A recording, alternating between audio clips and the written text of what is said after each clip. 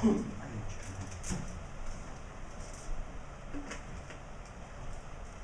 want to start off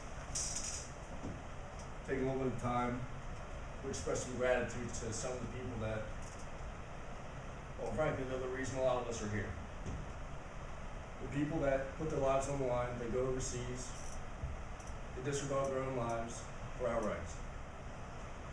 Who here is planning on going into some branch of the military? Army, fire. So I'm sure you can all join me in this sentiment of wholeheartedly thanking our overseas fishermen. Did I catch anybody off guard a little bit? I'm sneaky like that, so. Overseas fishermen. Our right to eat and consume food and live, I think, is pretty important. And they risk their lives every day. That's the second most casualty producing job in the United States. First one's logging. Third one's recycling plant operator. Well, what were you all thinking of when I was talking about people that go overseas, risk lives for our rights? Anybody? Military. Thank you. Thank you, McGrath. Sure, captains as well. And why do you think that? I'll answer that for you. We think that because in the United States, that's what we're conditioned to believe. It's all sorts of holidays commemorating our veterans, our soldiers, our sailors, our Marines, our airmen. You're encouraged to offer them discounts, mow their lawns, thank them as you're passing by. They don't even crack the top 5, top 6 deadliest jobs in the United States. And I'd argue that the right to eat and live is certainly not less important than the rights they fight for. And you might say, well, Max, come on now. How many people actually even eat fish in the United States? How many people vote?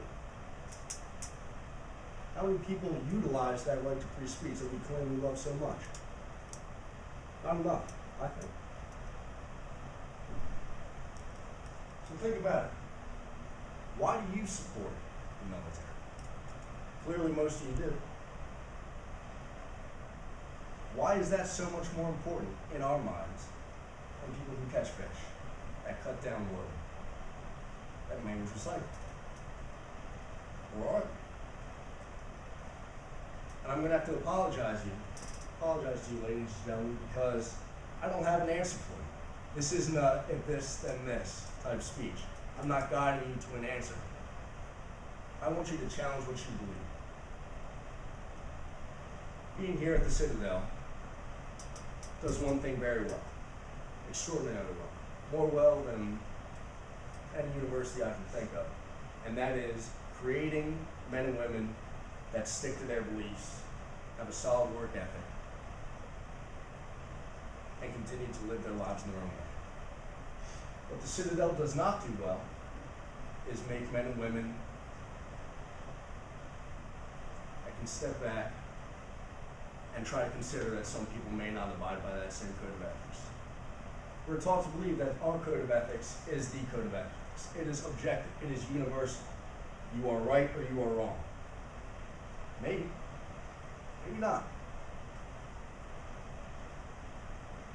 You see, when you stop looking through the world through your own eyes, it starts to look different.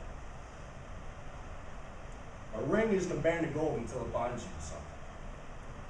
Pins aren't wings until you earn it. A cloth isn't a flag until it stands for something.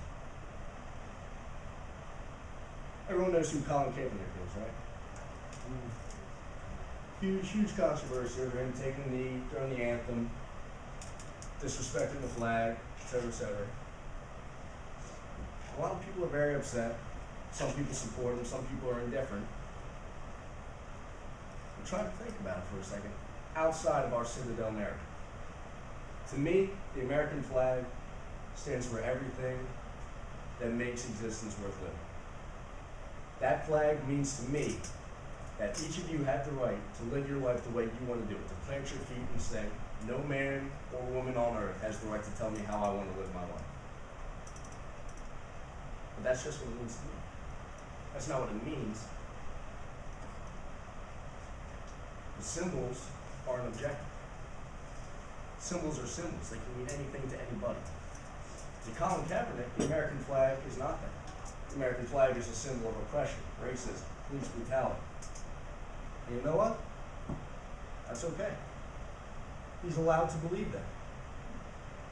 He can take that knee. He can disrespect that flag. I would disrespect something that means police brutality and violence against sovereign citizens as well, if that's what I believed it stood for.